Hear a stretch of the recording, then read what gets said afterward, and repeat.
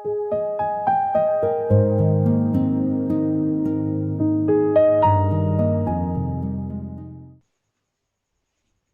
shalom aan elkeen. Ek groet julle in die wonderlike naam van Jesus, ons verlosser, of Yeshua, ons Messias. Ek weet daar soms mense wat my vra, en wat wil weet, hoekom die naam Yeshua en hoekom die naam Jesus? Ek sal ook eendag daarby uitkom om dit vir julle te verduidelik. Ek sal wag dat die Here die regte geleentheid vir ons bring, sodat ek dit ook kan verduidelik. Ja, vandag is ek nie in my sitkamer nie, ek is hier in my studeerkamer, vir redes is redelik duidelik, ek dink julle kan dit sien. Skoueroperasie gehad en is my nodig om te sit, is my makliker om te sit, en ja natuurlik die begeerte om ook die woord van die Here met julle te breek, en konstant te wees in dit wat ek doen, sodat ek my meester en Messias kan vereer vir die werk en die wonderlike God wat hy vir ons is, en vir my is. Jy sien die ou bietjie wat ek kan doen is om die woord van die Here met mense te deel. Dis die taak wat hy my opgelê het, dis die ding waarmee hy my gesalf het, en ek gaan dit dan doen, maar voordat ons dit doen, kom ek en u bid jy saam. Aba Vader, baie dankie vir hierdie dag, dankie vir hierdie maand, dankie vir hierdie week, dankie vir alles wat u vir ons doen, Here, vir die dinge wat ons soms nie eens raak sien nie. Ons prys en ons eer u, dat u God almagtig is, Here, en dat daar geen ander is soos u nie, dat u sit en u heers van ewigheid tot ewigheid. Vandag, Here, op hierdie Sabbat het ons nodig om deur u geleer te word, gelei te word, gewys te word, Here. Ons vra dit.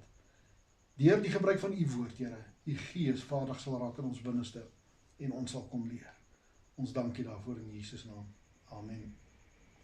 Nou ja, geliefdes, my absolute voorreg om saam met julle die woord van die Here te kan deel. Ek het laasweek genoem dat terwyl ek besig was om musiek te luister, ek het nie eintlik 'n boodskap gehad nie, maar terwyl ek besig was om musiek te luister, het die Here my geïnspireer en vir my iets gewys en my sommer die skrifgedeeltes gegee wat alles daarbey mee gepaard gaan en daarbey pas.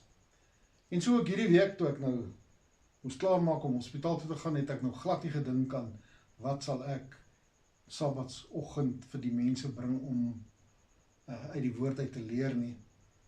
En ek was heel gefokus gewees op die operasie, want jy weet, as ek eendag my getuies kan vertel, sal jy verstaan hoekom ek wat van 'n fobie vir 'n hospitaal en 'n dokter en al hierdie goeters het.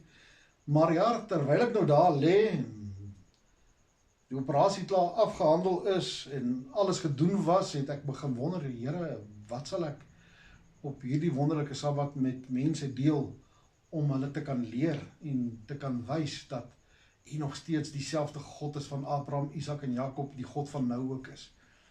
En terwyl ek besig daar was om met pyn te stoei in hierdie skouer, het die Here vir my 'n pragtige skrifgedeelte wat nogal paslik is, vir my kom gee, en dit is, as dit jou pla, kap het af. En ek is seker dat almal van ons die skrifgedeelte ken.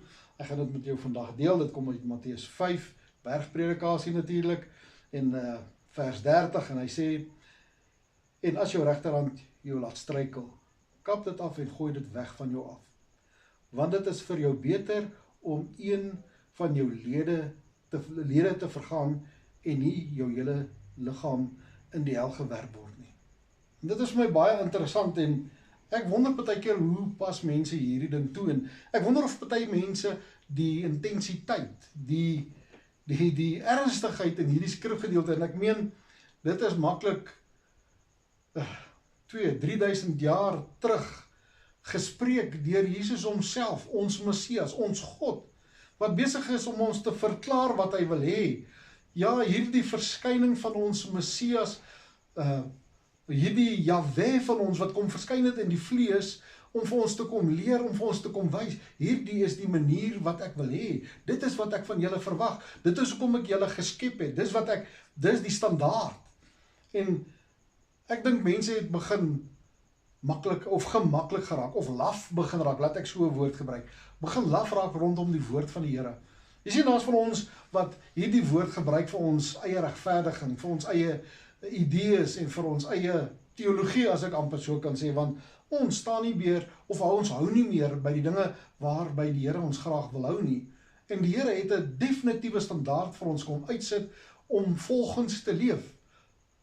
After all, as jammer weer eens vir die baie Engels, after all is hy die skepper, hy is ons maker, as die maker van enige item nie kan sê, dit is die doel wat ek vir hierdie item het nie, dan is hy nie meer die maker nie, dan is hy maar net iets wat bygevoeg is, 'n deel van die resep. En my God is nie deel van die resep nie, hy is die skepper, hy is die God, hy is ons Jahwe, ons Elohim. Hy is die een wat asem in ons longe vir ons gegee het, vir ons gesê het, ek gee vir julle 'n vrye wil, leef soos julle wil, maar hou by 'n sekere standaard. Nou ja, soos ek sê, daar's sekere geestelike leiers en leerders wat seker maar 'n ander opinie het, of 'n ander idee het rondom, en mense begin leer het om iets anderster te doen. En dit is niks snaaks nie, dit is nie iets niets nie. Die Fariseërs en die Sadduseërs het presies dieselfde gedoen. Hulle het ook begin hoekies sny, koek sny. Jy ken mos die ou storie, om shortcuts te begin vat, om by 'n plek te wil uitkom, maar ons begin wegvat van wat daar moet wees, en hoe dit moet wees. En hoekom sê ek so? Ek sê so, want baie mense is besig om ons te leer, dat jy is net gered uit genade. En dit is 100% so. Ons is uit niks anderster gered as suiwer genade. Die genade van ons skepper en ons verlosser. Die genade van ons Elohim. Dit is net deur hom. Daar is nie 'n ander manier wat jy gered kan word nie, François. Jy is nie gered deur omdat jou ma en pa Christene was nie. Jy is nie gered oor enige ander rede nie. Jy is nie gered as gevolg van jou bankrekening. Jy is nie gered as gevolg van jou stand in die gemeenskap nie. Jy is gered slegs uit genade en genade alleen. 100% reg, ek stem saam met daai stelling, 100%, 1.000.000% stem ek saam. Ons is gered uit genade en genade alleen. Maar ek wil vir jou sê, dat daar 'n gedeelte is wat nou weggevat word van ons af. En dit is gehoorsaamheid. Gehoorsaamheid aan God. Gehoorsaamheid in geloof. Nou geloof is nie 'n simsalabim woordjie wat ons sê en nou gebeur daar dinge, of klippe begin rondskuif, of aarde begin bewe. Nee, dit is nie wat geloof is nie. Geloof is om getrou en gehoorsaam te wees aan God. Jy weet, ek het nou in die week 'n skrifgedeelte gelees of gesien wat die profeet moes gaan en oor die doodsgebeenderis moes gaan profeteer. Hy het nie gaan profeteer omdat iets in hom was nie. Hy het nie gaan profeteer omdat hy skerp woorde het of slim of hierdie hoogs geleerde persoon was nie. Hy het gaan profeteer omdat God vir hom gesê het om dit te doen. Hy het uit gehoorsaamheid gaan doen wat God van hom verwag. Hoe is ons aan God gehoorsaam? En ek gaan vir jou lees hier van bo af. Hoekom ek sê ons is besig om ongehoorsaam aan God te wees. Ons is besig om ons eie dinge te doen, ons eie saligheid te probeer bewerkstellig. En net soos ek sê, die Fariseërs en Sadduseërs het dieselfde gedoen. Hulle het alles geweet van God. Hulle het die hele Torah gehad. Hulle kon leer van God. Maar weet wat hulle gedoen? Net soos ons vandag, het hulle God uit hierdie sommetjie begin wegvat. Hulle het hom begin weglaat. Uit hierdie aanbidding het ons God begin wegvat. God het nou nie meer reg oor ons nie. Ons wil sy gees hê. Ons wil sy wonderwerke kan doen. Ons wil al hierdie dinge doen wat God kan doen of vir ons gesê het ons mag doen. Maar ons doen dit nie meer vanuit gehoorsaamheid aan die Here nie. Ons doen dit omdat ons wil gesien word, of ek weet nie wat is jou rede nie, of die mense se rede daar buite dat hulle sekere dinge doen nie. Die rede hoekom ek hierdie doen, is uit gehoorsaamheid aan my God. Jy sien, ek het op 'n stadium gedink, ek weet alles. Ek verstaan alles. En die Here moes my kort weer leer van wat reg is, van wat hy wil hê. Jy sien hier waar hy praat, as jou regterhand vir jou moeilikheid begin veroorsaak, kap dit af. En hy bedoel letterlik, kap dit af. Kom ons lees hierdie gedeelte van vooraf. Dit is natuurlik die bergpredikasie soos ek genoem het. Die Here Jesus is self besig om aan die woord te wees. En ons moet weet wie hierdie Messias is. Hy is nie net nog iemand nie. Hy is nie net 'n Messias nie. Hy is nie net 'n man wat slim was met woorde nie. Hy is die Jahwe. Hy is die Elohim. Hy is God in die vlees, geopenbaar aan ons. Hierdie skepper van ons, wat by ons en onder ons kom woon het. Is dit nie so dat hulle hom die naam Immanuel gegee het nie? God met ons nie? Johannes, die evangelie van Johannes verklaar dit duidelik. Hy sê, in die begin was die woord, en die woord was by God, en die woord was God. En vers 14 sê hy, en hy het onder ons kom woon, om wat te kom doen? Hierdie bergpredikasie vir ons te kom leer, om te sê as jou regterhand besig is om toe te laat, dat jy wegdwaal van die Here af, kap hom af. Want die Here probeer 'n waarskuwing rig, om te sê, moenie oor hierdie drempel gaan nie, moenie verby hierdie punt gaan nie. Wees gewaarsku. Luister wat ek vir jou sê, kom terug na my toe. Wat sê die Here? Hy sê in vers 14, moenie dink, ek het gekom om die wet of die profete te ontbind nie. Ek het nie gekom om te ontbind nie, maar om te vervul. Ja, en hier is die argumente wat uitkom. Sien jy, François, die Here het gesê, hy het gekom om te vervul. Hy het dit kom volmaak, hy het dit kom afwandel, hy het kom wegvat. Waar staan dit? Leer my asseblief, waar staan dit? Dat die Here gekom het om die wet en die profete nou weg te vat. Weet wat is vir my baie ironies? Dat dit dieselfde predikers is, wat ook dan die wet en die profete gebruik, om hulle eie gewin te kan kry. Maar wanneer mense begin preek, rondom sekere dinge, veral uit die 10 gebooie uit, dan skop hulle vas. Kom ek vertel u vandag 'n feit. En ek het dit uit my eie ervaring opgetel. Ek weet daar's ander predikers wat ook hiervan praat. Ek wil vir julle 'n feit vertel. Ek kan vandag vir jou vertel dat ons God is goed. Ek kan sê, God is good. All the time, God is good. En almal gaan ja en amen saam met my sê, en ons kan in lofprysing wegspring en die Here aanbid soos wat niemand nog ooit tevore nie. En ek wil vir jou sê, hy is die een wat ons gelei het uit die slawehuis van Israel uit jou toestand van dominansie van die bose oor jou lewe, het hy jou weggelei in vryheid uit. Nie om vryheid om weer te gaan sondig nie, maar om syne te wees. Want hy sê ook dan in die volgende paar verse, sê hy, dat ek jou God is en dat jy geen ander God voor my mag hê nie. En almal sal ja en amen. En dan kan ons die 4de gebod skiep, en ons kan begin preek oor hoe ek met my mense rondom my moet leef, in die samelewing moet leef, met my medemens. Dan gaan mense ja en amen, broer, praat dit. Preach it, brother. Maar wanneer ek begin om te sê, jy moet seker maak dat jy die Sabbat gedenk, dan sê mense, okay, waarvan praat jy nou? Waarvan praat jy nou, François? Het jy nie gelees in die Nuwe Testament nie? Ek wil vir jou sê, daar is geen vers in die Nuwe Testament wat vir ons gesê het, ons word weggevat van die Sabbat. Nie is die Here Jesus Christus het ons weggevat nie. Kom ek lees vir julle 'n versgedeelte. Vers 19. Elkeen dus wat een van die minste van hierdie gebooie breek en die mense so leer, sal die minste genoem word in die koninkryk van die hemele. Dis baie interessant. Die Messias aan die woord, die een wat dit geskryf het, die een wat hierdie boek geïnspireer het, wat gesê het hoe ons moet leef, is aan woord. Hy praat met ons. Hy sê, ons kan nie iemand leer en sê, ons vat hierdie weg. Dit is nie deel daarvan nie. Ja, maar nee, ek wil nie daai stories hoor nie. Ek wil vandag vir jou pertinent sê, my God het autoriteit oor ons lewe en oor hierdie hemel en aarde. Hy kan spreek en dinge gebeur. Hy is die een, hy is die Alfa, die Omega. Hy is die een op wie ons wag. Hy is die een wat ons gaan kom roep.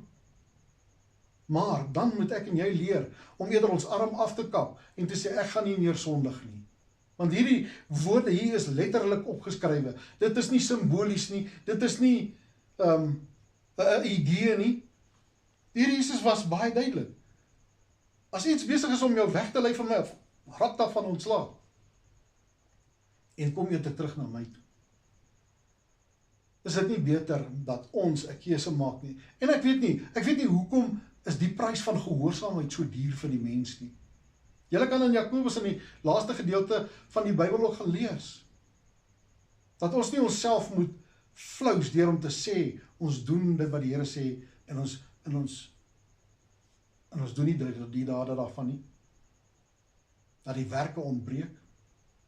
Ja, die Here het ons gered uit genade uit, maar dit bring ons by gehoorsaamheid. Die Here verwag dat ek en jy gehoorsaam sal wees. Nie net aan wat nie, maar dat die Here vir ons reeds 'n standaard gestel het. Dit word die 10 gebooie genoem. En in daardie 10 gebooie het hy duidelik gespreek, sonder enige twyfel. Ek weet die bose het al gekom om herhaaldelike kere hierdie 10 gebooie te probeer nullify, te probeer vernietig, te probeer verander, maar hy kan nie. Want God het dit gespreek, en die werk van God kan nie omgekeer word nie. Dis net ek en jy, wat toelaat dat hierdie ore miskien dalk afgekap moet word, en dat ons nie meer luister na valsheid nie, en dat ons nie meer sal luister na moedswilligheid nie, en dat ons nie meer sal luister na die stem van die bose wat deur die kerke kom nie. Val 'n kerk aan, glad nie. Maar hierdie evangelie word aangeval of word verander deur mense wat sogenaamd geleerd is. Sogenaamd verstaan wat hier aangaan. Terwyl die Messias, hy self sê, as jy een van die mense leer, om enige een van hierdie gebooie nie te onderhou nie, dan is jy besig om jouself te beskadig. Dan is jy besig om jouself op 'n plek te plaas waar jy op risiko staan teenoor God. En ek kan vir jou nou al sê, nie jy of enige ander autoriteit sal voor God kan standhou nie. Dit is beter buig jou knie en bely dat hy God is. Want jy sien, hierdie woord verklaar ook verskeie plekke, dat elke knie sal buig en elke tong sal bely dat koning Jesus God is. Dat Yeshua die Messias is, die Jahwe is, die Elohim is, en dat daar geen ander is soos hy nie. Ook hy wat besig is om kerke te mislei en op valse spore te bring, hy gaan sy knie moet buig en moet bely. So, waarvoor sal ons die tyd gebruik wat oorbly? Ons sal die tyd wat oorbly gebruik om van die geregtigheid van God te preek en dit te betuig en mense te leer aangaande dit. Hoekom? Want ek weet dat ek weet my Messias leef en hy's goed, hy's getrou en hy's regverdig. Weet jy wat gaan dit van jou kos? Gaan van jou kos om al hierdie geluide in jou kop en in jou ore dalk weg te vat. Want ek wil vir jou sê, my God skree nie. Ja, die Bybel verklaar dat dit verskriklik is om voor hom te kan kom en dat niks voor hom kan standhou nie. Nie eers ek of jy nie. Nie eers ons organisasies of die dinge wat ons vashou nie. Maar verklaar hy dat hy 'n sagte, soet, stil stem is wat na ons roep. Wat na ons roep om te sê, kom huis toe. Bekeer jou. En laat jou gedoop word.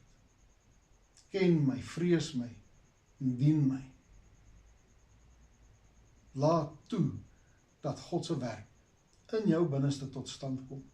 Geliefdes, daarmee gaan ek julle los. En ek wil jou vra, doen die moeite.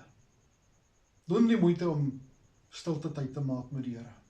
Doen die moeite om in hierdie besige wêreld waar TikTok en TikTok, ja, en al hierdie ander dinge, en Facebook en Bakkiesblad en al die ander dinge vir jou kan besig hou, en die TV, en die dinge, en nog ander dinge, jou so kan besig hou dat jy nooit by die Here kan uitkom nie. Kom ons begin hierdie goed bietjie wegskuif, uit die pad uitskuif, en ons sê, Here, praat met my, hier is ek luister. Kom ons hoor wat sê hy. Kom ons laat hom toe. En hierdie woord verklaar hy ook, dat sy skape ken sy stem. Gaan ons toelaat, dat hy met ons praat? Want jy sien, hierdie God het jou nie net gemaak nie. Hy het jou ook verlos, hy het jou lief, en hy het vir jou 'n plan vir die toekoms, wat ver bo is, enige plan is wat jy vir jouself kon beplan het. Die Here verklaar in sy laaste gedeelte dat hy na die hemelse Vader gaan om vir ons plek voor te berei en dat hy ons sal kom haal. So kom ons wees reg en gereed wanneer daardie dag aanbreek. Kom ons bid saam. Abba Vader, Ons eer en ons dankie vir hierdie geleentheid. Ons vra dat U ons sal seën, dat U hierdie woord sal seën. Vader, dat ons weer tot inkeer sal kom om na U te luister en volgens U wil te wandel. Ons eer en ons dankie daarvoor. In Jesus naam. Amen. Geliefdes, die tyd raak nou regtig baie min vir die wat nog graag by die Bybelkollege wou aangesluit het. Ek praat uit ervaring uit, as jy 'n bietjie laat aansluit, dan raak die werk te veel en die kans vir jou dan om nie dalk op te vang nie of dalk te veel werk sal hê, is baie groot. So vir die paar dae wat ek wil amper sê wat oorbly, vir die wat nog graag by die Bybelkollege wil aansluit, laat weet ons, gesels met ons. Ons kontakbesonderhede is op die skerm. Kontak vir my, Pastoor Emiel, of vir een van die ander nommers wat daar op is, sodat ons met jou kan gesels en 'n reëling kan maak dat jy die materiaal kan ontvang, sodat jy jou kan self vestig binne die woord van die Here, om deur die Gees van die Here in hierdie woord gevestig te kan word, sodat jy jou man kan staan in hierdie wêreld en 'n slag kan slaan vir Koning Jesus. Mag julle almal geseënd wees en mag die Here met julle wees in alles wat julle doen.